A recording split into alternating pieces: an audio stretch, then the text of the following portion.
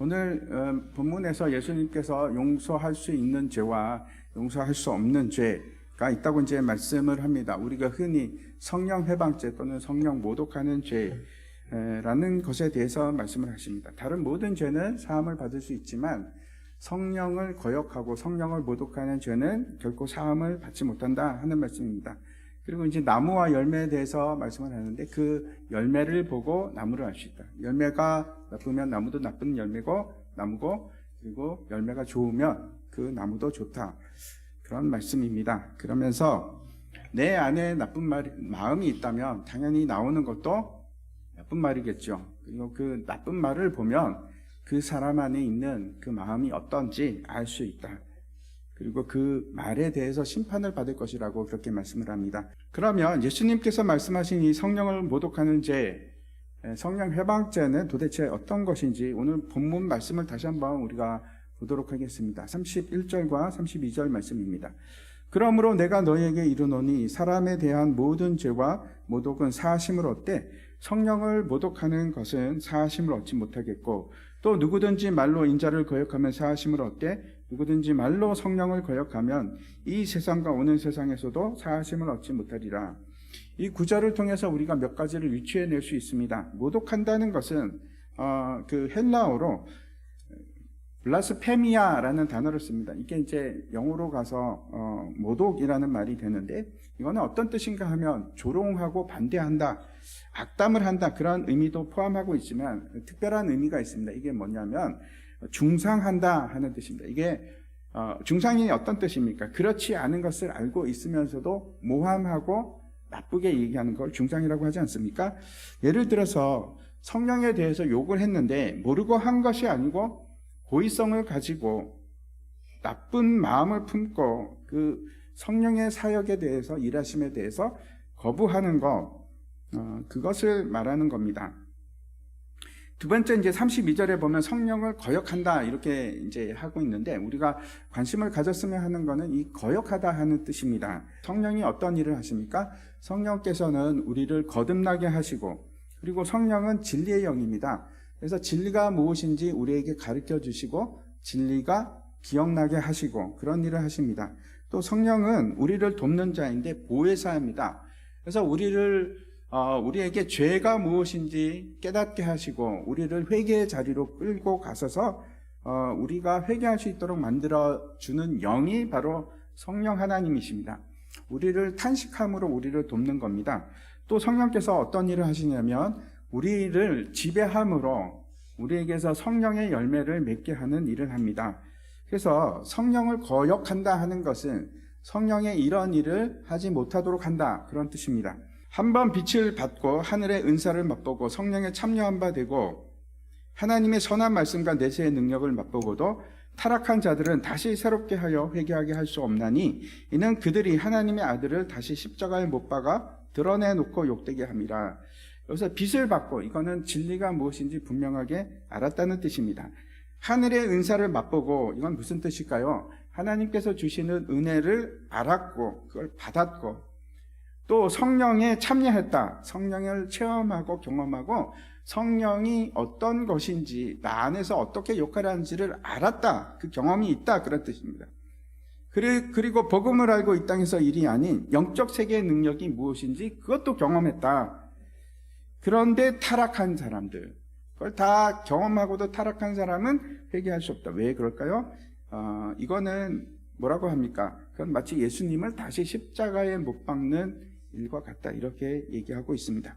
그래서 이제 히브리서 10장 말씀도 한번 보십시오. 우리가 진리를 아는 지식을 받은 후 짐짓 죄를 범한 즉 다시 속죄하는 제사가 없고 오직 무서운 마음으로 심판을 기다리는 것과 대적하는 자를 태울 맹렬한 불만 있으리라. 같은 내용입니다. 진리 아는 자가 짐짓이라는 것은 고의로 그런 뜻입니다. 알고도 행했다 하는 뜻입니다.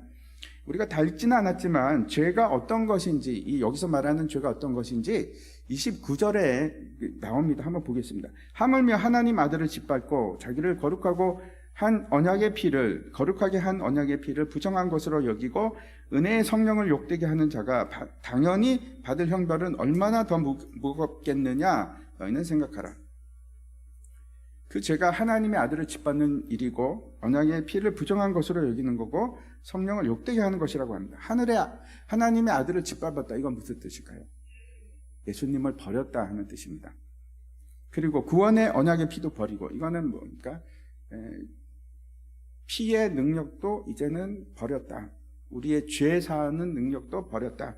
힘도 버리고 성령을 욕했다. 이건 모욕했다, 회방했다 하는 뜻입니다. 지금까지 몇 구절을 우리가 이제 비교하면서 찾아봤는데 모두 공통점이 있습니다. 어떤 겁니까?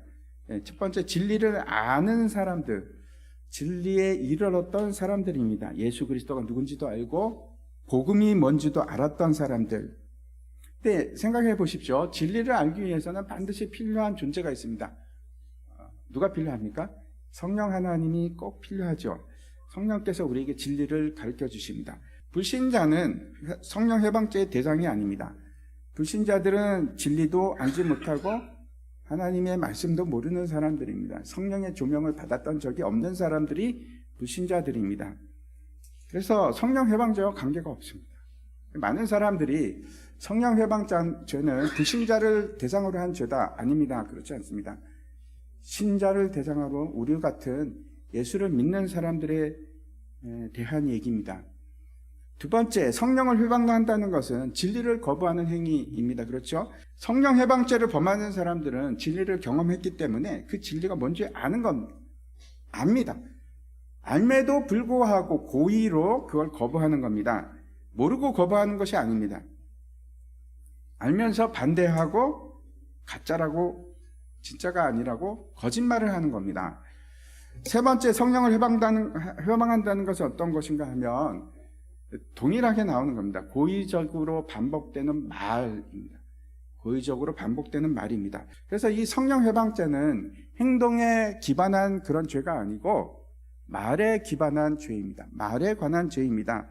나쁜 의도, 악의를 가지고 적극적으로, 지속적으로 하나님의 성령을 말로 회방하는 것을 말합니다.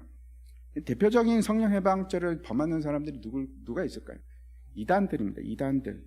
예를 들어서 이만희나 정명석이나 이재록 같은 사람은 자신이 메시아가 아닌 걸 분명히 아는 사람들입니다. 거짓말을 하는 겁니다. 지속적으로 자기가 메시아라고 지금 주장하는 것은 거짓말을 하는 걸 자기도 아는 겁니다. 그러면 성령 회방죄입니다.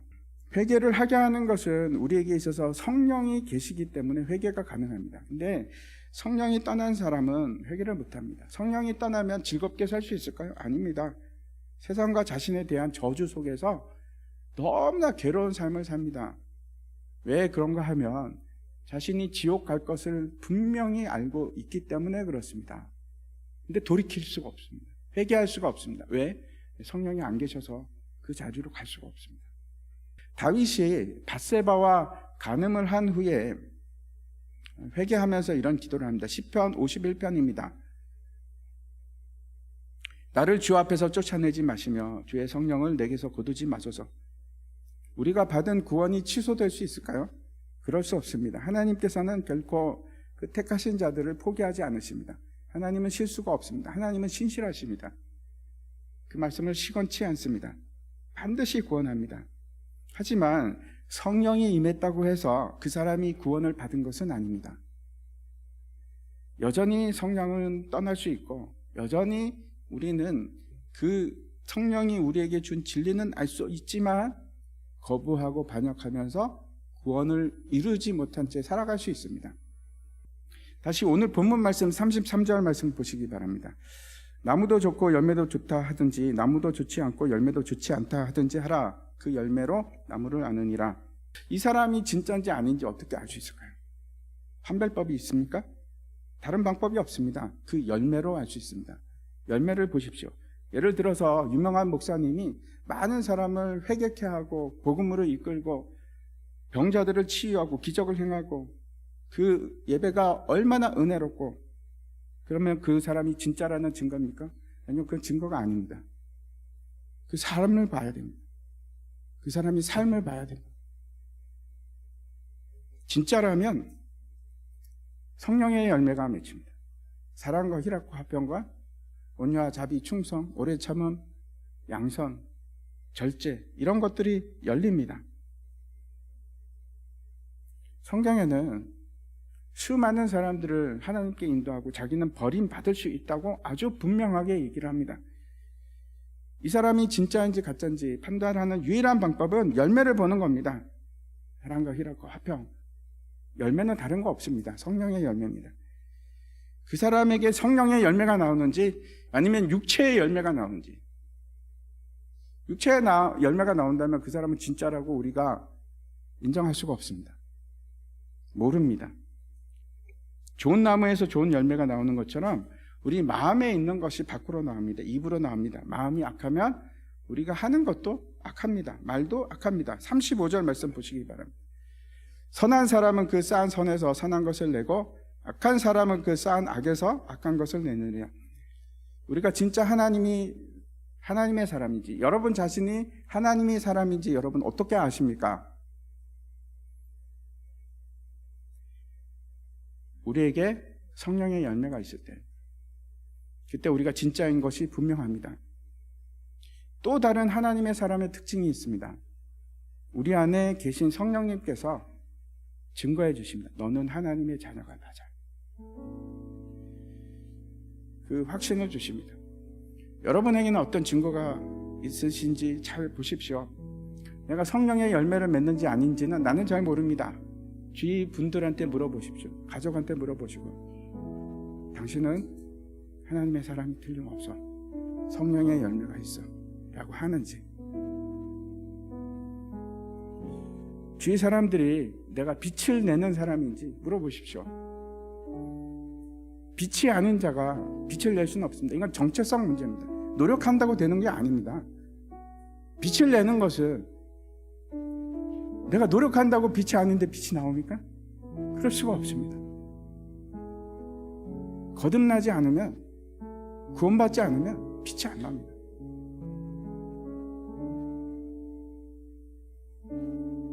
만약 우리 안에 예수 그리스도가 있다면 그 예수 그리스도의 빛이 나오기 시작하는 겁니다. 그럼 막을 수가 없습니다. 약할 수 있습니다. 처음에 우리 노이즈가 끼어서, 내 육체의 일들 때문에 노이즈가 끼어서 그 약한 빛이 나올 수 있지만, 내가 성령의 지배를 받아갈수록, 내가 그 지배 아래 압도될수록 그 빛의 강도는 세질 겁니다. 점점 더 밝아질 겁니다. 내 안에서 빛이 나오고 있지 않다면, 성령의 열매가 맺히고 있지 않다면 두 가지 중에 하나입니다. 나는 빛이 아니거나 나는 순종하고 살지 않거나. 오늘 본문 마지막 말씀 보시기 바랍니다. 37절입니다. 내 말로 의롭다함을 받고 내 말로 정죄함을 받으리라. 둘 중에 하나입니다. 우리는 의롭다함을 받거나 아니면 심판을 받거나. 내가 만약에 가짜라면, 나에게 아무런 증거도 없다면 다시 주님을 찾으시고 그 앞에 엎드리셔야 돼요. 우리 심령이 가난해지고 애통함으로 나가야 됩니다. 하나님께서는 그를 찾는 자를 반드시 만나주시고 외면치 않으십니다. 마지막 누가복음 말씀 보고 우리가 마치려고 합니다. 같이 한번 읽겠습니다. 시작. 너희가 악할지라도 좋은 것을 자식에게 줄 줄 알거든 하물며 너희 하늘 아버지께서 구하는 자에게 성령을 주시지 않겠느냐 하시니라. 아멘. 오늘 부활절입니다. 그리고 주님께서 우리에게 그분의 살과 피를 주셨습니다. 우리가 그 살과 피로 다시 연합해서 하나가 되기를 원하고, 죄 씻음의 증거가 우리에게 있기를 바랍니다.